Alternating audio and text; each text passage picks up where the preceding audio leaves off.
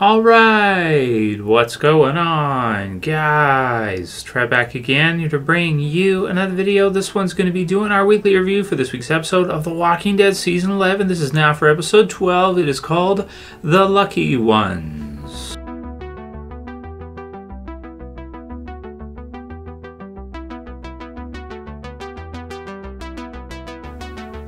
Alright dudes, and possible spoiler warning if you guys have not seen this episode yet for The Walking Dead Season 11, but, there's really no major kind of spoilers in this episode.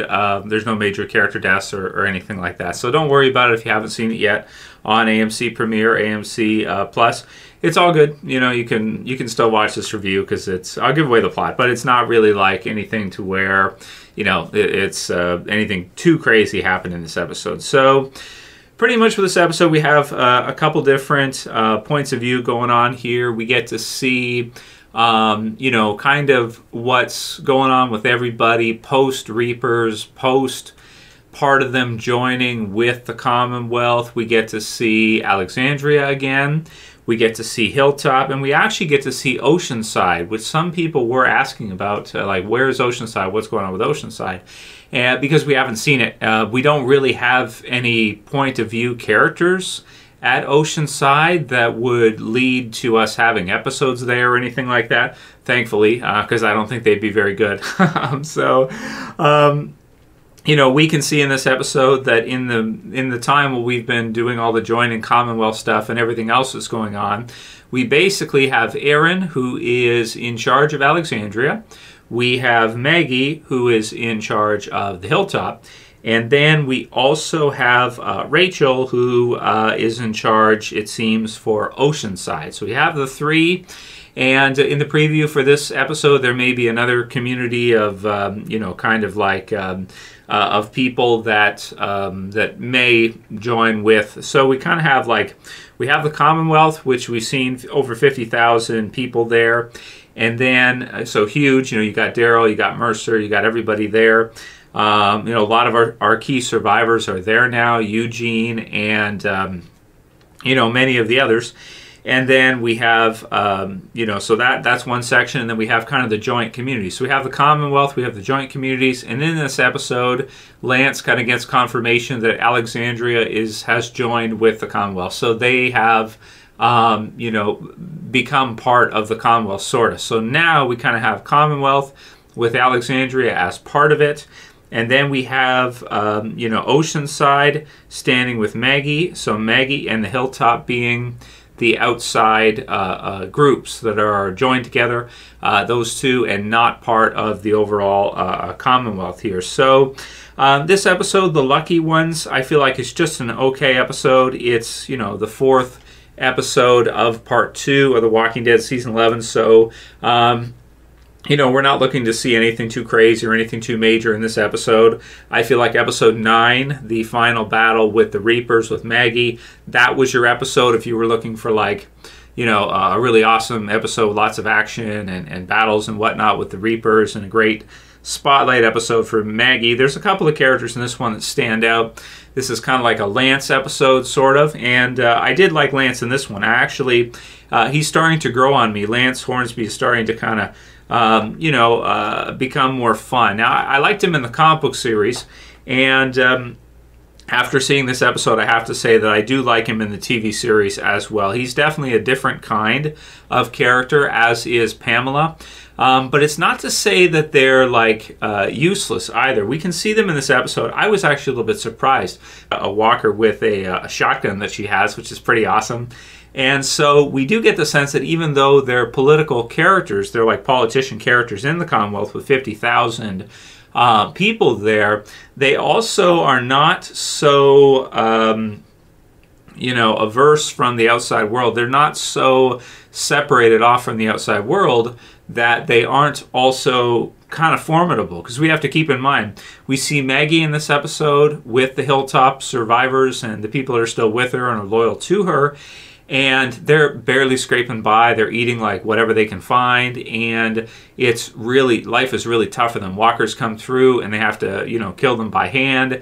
And then you see the Commonwealth soldiers come through, where they have arms, they have, guns, assault rifles, they have munitions, They have ammo production, so they can just mow down walkers. Are really no problem for them. Their military has, uniforms to deal with walkers, so walkers are like, playthings for them. They have as much ammo as they need, so they can just, it's target practice for them. So it's a totally different kind of thing for Walking Dead. All the way through the Walking Dead series, every group we've pretty much been in contact with the exception of maybe like a Woodbury or a Sanctuary, has always had to conserve ammo, has always had to be like, oh, well, wait, don't use the guns because, go up and use a knife. And we got it, like Rick says to Shane in the second season, we got to start using our knives more because they have to conserve ammo. They'll use ammo if they're facing another group. But they try to be conservative with their bullets. The Commonwealth has no such issue. They have unlimited production. They have unlimited ammo, so they can go ahead and do whatever, kill them easily. No big deal. They don't have to get into the nitty gritty like Maggie and the others do in this episode, as you can see. Although Mercer, it seems, kind of likes to, and he gets some cool walker kills with his axes, kind of like fireman carries one and then smashes the walker. So it's cool. You get to see him with Daryl in this one as well too, and it kind of feels like Daryl and Mercer have a friendly relationship going here, it seems like to me. We can start to see them kind of, it seems like Mercer has a lot of respect for Daryl. I think so Mercer is advanced enough that he can recognize how awesome Daryl actually is, and he hasn't gotten to see a lot of things that we have throughout the series, but you get the sense that Mercer knows that Daryl is formidable and is definitely somebody you don't want to mess with in the field. That's for sure. So we get some new kind of concepts brought into The Walking Dead here. The concept of a group that really doesn't have to concern themselves with zombies at all. They don't really have to concern themselves with walkers. It's not even a thing for them. They just shoot them down with the military, and the military can't even get bitten even if walkers get up close to them. They're protected in their gear. It's very unlikely that any of them will be killed off by walkers. It probably could happen if they get swarmed, but most of the time, with ammo and everything, it's not going to be a deal for them. So we have all that going on. We have some meetings between Pamela and Maggie.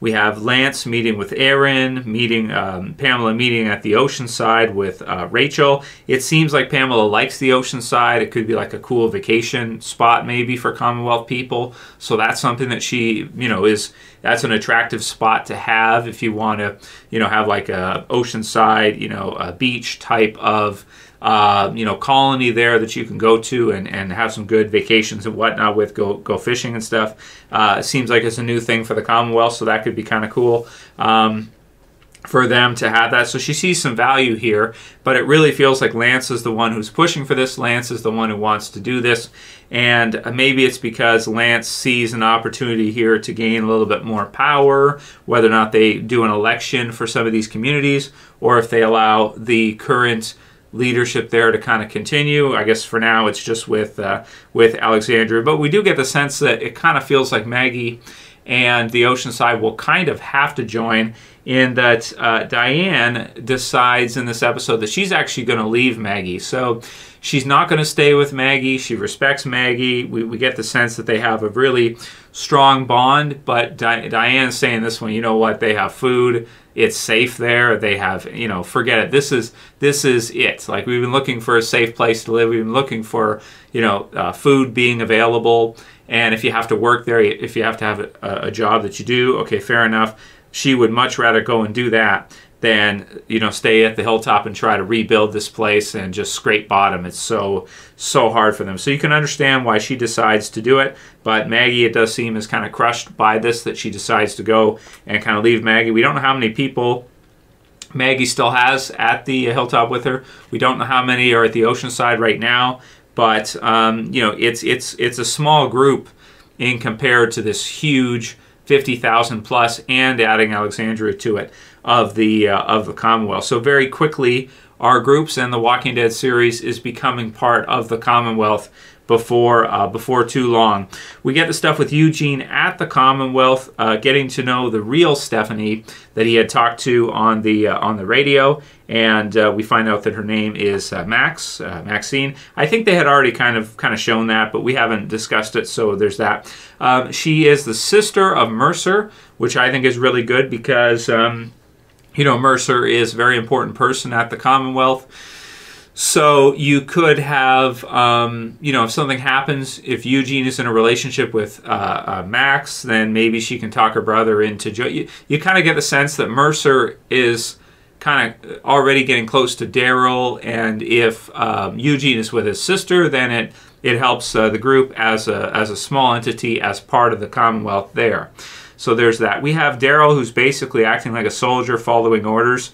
You kind of get the sense that Maggie's kind of giving him the side eye, like, this is really weird to see, military people line up and Mercer give orders, and Daryl's kind of like being a good soldier, which is a bit uncharacteristic of Daryl. He kind of likes to be a lone wolf sometimes, but it seems like if he's doing it in order to protect the others, in order to protect Judith and everybody else, we get the sense that that's why he's so willing to do it. We get the age, or we find out that Max's mom's name was Stephanie, so that's where she got the name from. We roll intro, and then we have Pamela and Lance. So Pamela is particularly good in this episode, getting to see her meet the others. She's just such a different character. I like that they brought up Deanna, which was really cool in this episode, because it's interesting to hear that Pamela actually knew who Deanna was before the zombie apocalypse started. She was aware of her, and I think that's kind of cool because they have a lot of similarities between them. But Deanna was kind of like in a position where we do get the sense that I think that Pamela is maybe more formidable than Deanna was, being in a smaller group and just with everything the Commonwealth has, but also herself, that she doesn't have much trouble going out hunting. It seems like she likes to do that. It seems like she's good at it. So it's it's good stuff to see Pamela meet with Maggie and kind of some of these scenes, because it is so different from anything we've ever seen in The Walking Dead before. It's not the most exciting stuff, for an episode. It's not as exciting as seeing them fight the Reapers with Leah or some of the others, and Daryl in the mix there. It's not really the same as that old school Walking Dead. It very much is a new Walking Dead type of series in this episode, with them joining this huge community and different problems and whatnot. So we get the start of maybe what will be a relationship with Eugene and Max now. I did like that Max called out, like, how could you not have known that wasn't me, who you had met before? But I guess he just didn't really know. And they did bring up the scene with the Rocky Road ice cream, which we saw before, which some of us caught. If you read the comics, you kind of knew. I'd be interested to see if anyone caught that who didn't read the comics, although I think like all of us pretty much did, right? So we all kind of knew ahead of time anyway. But if you didn't and you kind of caught up on, leave a comment, let me know. So Maggie declines their offer. She doesn't trust them. Everything costs something, and they have not made it obvious to Maggie what the cost is. Now, here's the thing. Will Lance just let this go and allow these other two positions, especially the Oceanside, not to join? And I kind of say no, I don't think he will. I think he's doing this, like, at first it's kind of like a voluntary, oh, you sure you don't want to join, trying to sell her on. And I also like the actor who plays Lance's smile, because he's got a salesman smile, right? He kind of looks like everything's great, right? He kind of gives you the smile.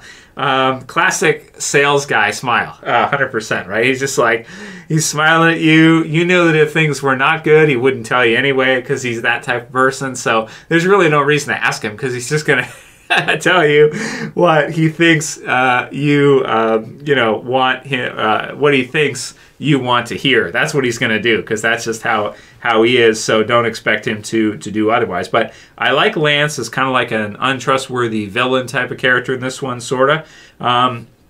Though he hasn't, so far, they have not asked, the others to do anything. Like, everything they've done so far for Daryl and everybody, all the survivors, has been positive. They haven't really had them do anything negative just yet. So but everything does cost something, and we do get a sense from Pamela, too, that, you know, Commonwealth comes first. It is what it is, always comes first.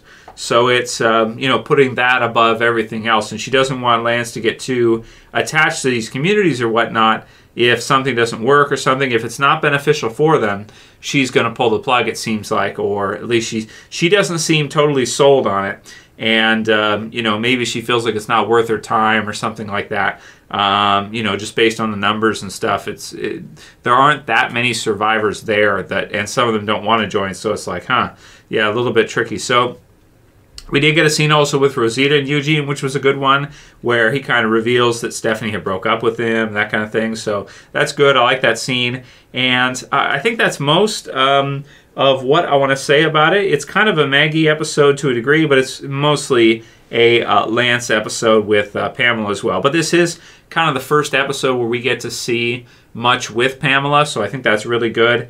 And getting to see her out in the wild, not inside the Commonwealth walls, is a bit different. She also mentions Sebastian just being a pain, because he's just like this little pain in the ass, right? Spoiled, pain in the ass brat. So looking forward to seeing a lot more with him, being Walking Dead's kind of Joffrey type character. So in terms of a score for this one, I'm just going to give this episode a 7 out of 10. That's not a bad score. It's lower for Walking Dead, but you know, I mean, there isn't like a huge payoff in the episode itself. You know, it's okay. It's what it is. 7 out of 10. I think that's fair. And I am really happy, though, that Lauren returned to play Maggie in The Walking Dead, because as we're watching these episodes, since you don't have Michonne anymore, you obviously don't have Rick and Carl and a lot of the others that have been killed off over time. It's great to have Maggie in this one, because you have Daryl at the Commonwealth. And if you didn't have Maggie here, I'm just looking at the roster thinking like, damn, dude, you don't have that many like forefront characters anymore at this point in the series, right? So really happy that Maggie returned. Negan's gone too, so you don't see him in this episode. So, you know, you're getting kind of shorter on A-listers, but we do get the sense that Aaron has kind of stepped up to fill that comic Rick role to a degree, at least with leading Alexandria, and then Daryl's kind of in there too, just being Daryl. I wouldn't say there's a comic book counterpart for him exactly. So Rick's role is kind of split between Aaron and Daryl from the comics. That's the way I kind of see. He gets split up and given to some, given to the other. And then there's Carol also with Ezekiel, who is going to get his surgery, and he's mad, but it seems like he's going to do it, because if he doesn't, he's going to die, and Carol wants him to do it. So maybe doing it more for her than for him. I don't know. So leave your comments below. What did you guys think about this episode? Different kind of Walking Dead, huh? Just like in the comics. Is different than what you're used to. Is it different good? Is it different okay? Is it refreshingly different for you? Or are you one to say, I'm not really feeling it, this political kind of Walking Dead concentration is different for me, and it's not the Walking Dead I'm used to. So leave the comments below. If you like the review, if you like this video, thumb it up, share, favorite, subscribe at the bottom. That's it for this one. See you guys again soon for another. As always, this is Trev saying peace later, guys. See you soon.